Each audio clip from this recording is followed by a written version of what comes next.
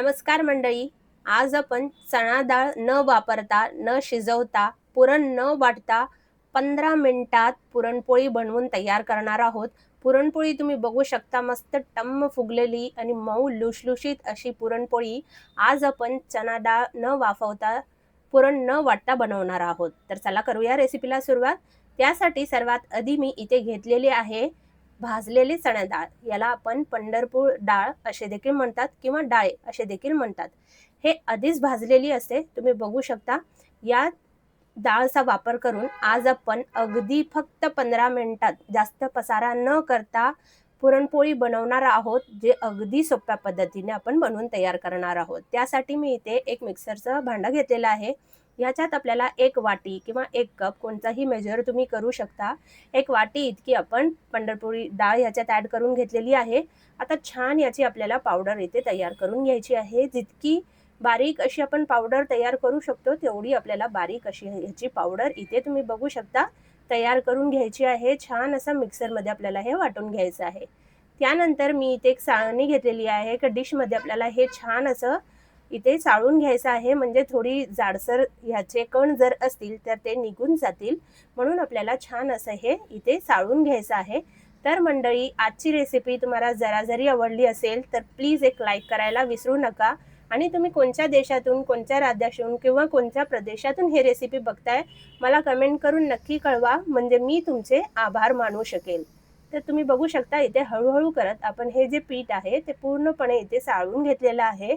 याच्यामध्ये जे थोडेसे जाडसर कण असतात ते आपल्याला इथे काढून घ्यायचं आहे. पूर्ण इथे पीठ चाळून झालेलं आहे, तुम्ही बघू शकता.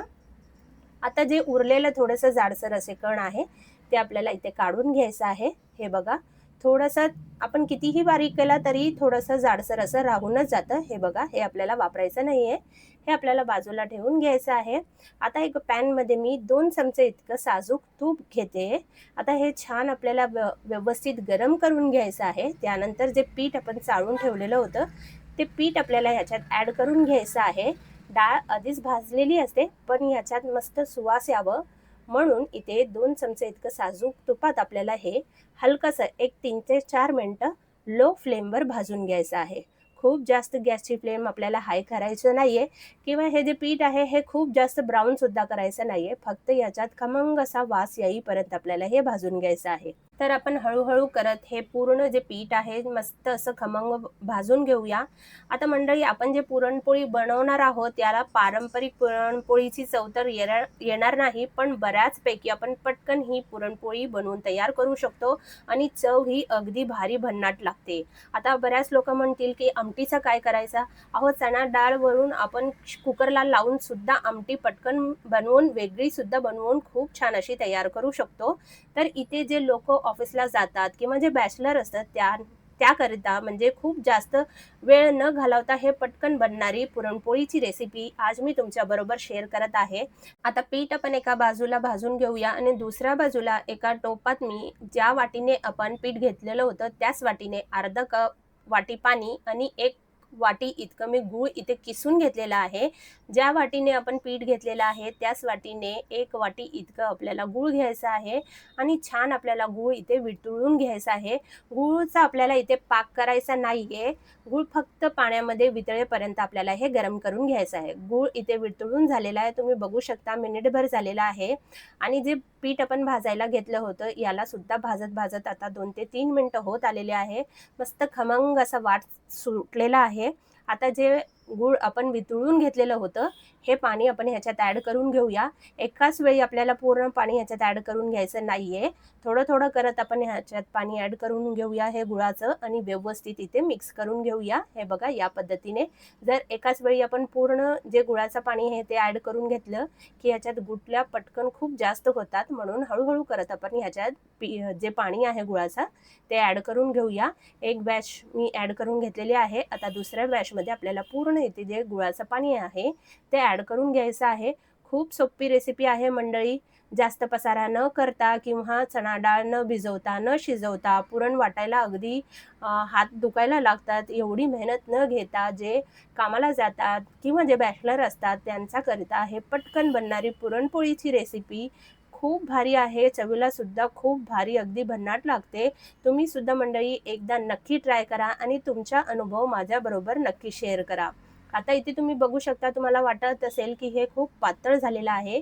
नाही, हे घट्ट होईल. जसं आपण पुरण कसं थोडंसं शिजवून घेतो त्याचप्रमाणे आपल्याला हे सुद्धा थोडंसं शिजवून घ्यायचं आहे. जोपर्यंत हे अगदी घट्ट म्हणजे सारणसारखा होत नाहीये पुरणाचा, तोपर्यंत आपल्याला हे छान असं शिजवून घ्यायचं आहे. एक 2 ते 3 मिनिटं पुन्हा आपल्याला हे व्यवस्थित मिक्स करून घ्यायचं आहे. म्हणजे सारण अगदी घट्ट होईपर्यंत आपल्याला हे मिक्स करत राहायचं आहे. तर इथे तुम्ही बघू शकता, सारण हलकंसं घट्ट व्हायला सुरुवात झालेली आहे. आता आपल्याला ह्याच्यात एक चिमूटभर इतकं हळद, त्याचबरोबर एक अर्धा चमचा इतकं जायफळ आणि वेलची पावडर याच्यात ॲड करून घ्यायचं आहे. हळद आपण याकरता याच्यात वापरली की जे सारण आहे, पुरणचं जे सारण असतो ते सुद्धा अगदी हलकंसं पिवळं असलं की दिसायला सुद्धा पुरणपोळी आपली छान लागते. म्हणूनच आपण थोडंसं एक चिमूटभर इतकी हळद ह्याच्यात वापरलेली आहे. हळद वापरल्यानंतर पुन्हा एकदा आपल्याला हे एक अर्धा मिनिटं पुन्हा व्यवस्थित मिक्स करून घ्यायचं आहे. म्हणजे शिजवून घ्यायचं आहे. आता पुरण पूर्णपणे शिजलं हे कसं वरून ओळखायचं, म्हणजे एक चमचा घ्यायचा आणि ह्याच्यावर ठेवायचं. म्हणजे चमचा अगदी उभं राहील तर आपलं पुरण अगदी व्यवस्थित शिजलेलं आहे याचा अर्थ. त्याचबरोबर इथे तुम्ही बघू शकता, आपण हळूहळू करत पूर्ण जे पुरणाचं सारण आहे ते व्यवस्थित शिजवून घेतलेलं आहे. पॅनला सुद्धा हे सोडायला सुरुवात झालेली आहे. आता आपण एक छोटासा चमचा घेऊया आणि याच्यावर उभं करून बघूया. हे बघा, या पद्धतीने चमचा अगदी मधोमध उभे राहतंय, म्हणजे जे आपलं सारण आहे व्यवस्थित शिजला गेलेला आहे. पॅनला सुद्धा इथे सोडत आहे. गॅसची फ्लेम बंद करून घ्यायची आणि सारण पूर्णपणे थंड करून घ्यायचं. आता मी इथे एक अर्धी वाटी इतकं गव्हाचं पीठ आणि अर्धी वाटीच इतकं मैदा घेतलेला आहे. तुम्हाला हवं असेल तर पूर्ण गव्हाचं पीठ घेतलं तरीही चालेल. चवीपुरतं मीठ आणि एक अर्धा चमचा मी याच्यात तूप ॲड करून घेतलेलं आहे. आता पाण्यामध्ये मी 2 चिमूट इतकं हळद वापरलेली आहे. हळद आपण डायरेक्ट पिठामध्ये न वापरता इथे पाण्यात मिक्स करून वापरलं की खूप जास्त गडद असं कलर जे पीठ आहे आपल्याला याच्यात येणार नाही. अगदी हलकं आणि मस्त छान असा कलर येतो. म्हणून ही ट्रिक एकदा तुम्ही नक्की वापरून बघा. म्हणजे पाण्यात हळद मिसळून याच्याने आपल्याला पीठ मळून घ्यायचं आहे. म्हणजे खूप जास्त हे पिवळं धमक असं दिसत नाही. अगदी हलकंसं असं कलरसुद्धा दिसतं आणि पुरणपोळी दिसायला सुद्धा खूप खूप छान दिसते. तर इथे तुम्ही बघू शकता, हलकंसं सैलसर असं मी पीठ इथे भिजवून घेतलेलं आहे. आता अजून एक ट्रिक म्हणजे जे पीठ आपण भिजवलेलं आहे हे आपल्याला पाण्यात बुडवून एक 4 ते 5 मिनिटं असंच ठेवायचं आहे. ह्याने काय होतं, पिठाला अगदी मस्त चिकटपणा येतो आणि पुरणपोळी आपली कितीही सारण भरलं तर फुटणार नाही. तर इथे आपण हे एक 5 मिनिटं असंच ठेवून घेऊया. तुम्ही बघू शकता, जे हळद आपण टाकली होती ती खाली बसलेली आहे. पाण्यात फक्त त्याचा हलकासा कलर आलेला आहे. आता 5 मिनिटं झालेले आहे पीठ भिजवत. आता पीठसुद्धा आपण हे पाण्यातून काढून घेऊया आणि पुन्हा आपल्याला एक 4 ते 5 मिनिटे हे छान असं मळून घ्यायचं आहे. म्हणजे जे पीठ आहे अगदी मस्त चिकट होईपर्यंत याला आपल्याला छान असं मळून घ्यायचं आहे. ते तुम्ही बघू शकता, मी अर्धा गव्हाचं पीठ आणि अर्धा मैदा घेतलेला होता. तुम्हाला हवं असेल तर तुम्ही पूर्ण गव्हाचं पीठ घेतलं तरीही चालेल, पण प्रोसेस मात्र सेम करा. म्हणजे जे पुरण आपण ह्याच्यात भरू ते अजिबात आपली पुरणपोळी फुटणार नाही. इथे छान असे मी गोळे तयार करून घेतलेले आहे. पिठाचे छान मळून आपण याला साईडमध्ये ठेवून घेऊया. आता तुम्ही इथे बघू शकता, जितकं मी इथे पिठाचा गोळा घेतलेला आहे तितकाच मी पुरणाचा सुद्धा गोळा घेतलेला आहे. अगदी जास्तीचा घेतला तरीही जी आपली पोळी आहे ते अजिबात फुटणार नाही.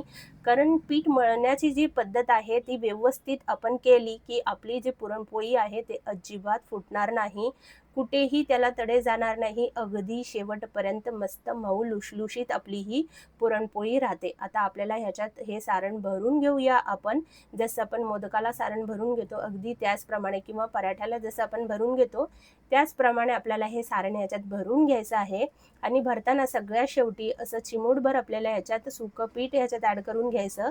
म्हणजे जे पोळी आहे आपली मस्त छान अशी फुगते, टम्म फुगून येते. म्हणून थोडंसं अगदी चिमूटभर आपल्याला पीठ याच्यात असं वरून थोडंसं ॲड करून पुन्हा जे आपला गोळा आहे ते बंद करून घ्यायचं आणि हलक्या हाताने आपल्याला हे लाटून घ्यायचं आहे. लाटताना सुद्धा आपल्याला खूप जास्त इथे सुकं पीठ लावायचं नाहीये.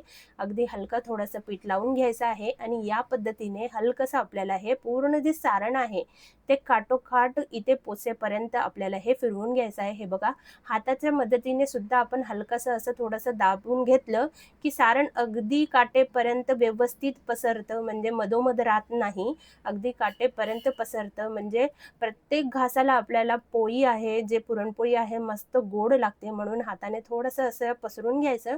त्यानंतर हलक्या हाताने आपल्याला हे पोळी लाटून घ्यायची आहे. खूप सोप्या पद्धतीची अगदी 15 मिनिटात बनवून तयार होणारी ही पुरणपोळी आहे मंडळी. तर तुम्ही सुद्धा ही पुरणपोळी एकदा नक्की ट्राय करा. हो, पारंपरिक जी पुरणपोळी आहे त्याची चव अगदीच याला येणार नाही. पण ह्याची जी चव आहे ते सुद्धा खूप भारी, खूप भन्नाट, अगदी खमंग अशी ही पुरणपोळी बनवून तयार होते. तुम्ही सुद्धा ही पुरणपोळीची रेसिपी एकदा नक्की ट्राय करा आणि तुमचा अनुभव माझ्याबरोबर नक्की शेअर करा. तर तुम्ही इथे बघू शकता हळू-हळू करत आपण हे पूर्ण जे पोळी आहे, पुरणपोळी हे लाटून घेऊया. अगदी हलक्या हाताने आपल्याला लाटून घ्यायचं आहे आणि तुम्ही ते बघू शकता जे सुकं पीठ आहे ते सुद्धा मी इथे खूप जास्त लावलेलं नाहीये. अगदी हलकं जितकं आपल्याला हवं असेल तितकंच आपल्याला लावून घ्यायचं आहे आणि सारण तुम्ही बघू शकता पूर्ण काटेपर्यंत भरलेलं आहे. आता आपल्याला हे मस्त खमंग अशी ही पोळी भाजून घ्यायची आहे. तर इथे मी तवा गरम करायला ठेवलं होतं. याच्यावर आपल्याला पोळी ॲड करून घ्यायची आणि मस्त दोन्ही बाजूला मस्त खमंग अशी आपल्याला हे पोळी भाजून घ्यायची आहे. तर आता वरून मी इथे तूप लावत आहे. तुम्हाला हवं असेल तर तुम्ही इथे तेलाचा सुद्धा वापर करू शकता. मस्त इथे तूप लावून झालेलं आहे. दोन्ही बाजूने मस्त खमंग अशी आपल्याला ही पोळी भाजून घ्यायची आहे. आता तुम्ही इथे बघू शकता जराही पोळी कुठेही फुटलेली नाहीये. मस्त टम्म फुगलेली, मऊ लुसलुशीत अशी आपली ही पोळी चणा डाळ न भिजवता, पुरण न वाटता, अगदी जास्तीची मेहनत न घेता पटकन बनवून तयार होणारी ही पुरणपोळीची रेसिपी आहे मंडळी. तुम्ही सुद्धा या होळीला ही पुरणपोळीची रेसिपी एकदा नक्की ट्राय करा. तर इथे तुम्ही बघू शकता मस्त अशी टम्म फुगलेली आपली पुरणपोळी बनवून तयार झालेली आहे. आता पुरणपोळी एवढी फुगत आहे तर मी पलटायला थोडासा उशीर केला. म्हणून इथे तुम्ही बघू शकता थोडंसं इथे डाग लागलेला आहे पोळीला. तर इथे तुम्ही बघू शकता मस्त टम्म फुगलेली, एका बाजूने अशी टम्म फुगली की त्याला पलटावंसं वाटतच नाहीये. तर इथे तुम्ही बघू शकता छान खरपूस मस्त खमंग अशी आपण ही पोळी भाजून घेतलेली आहे.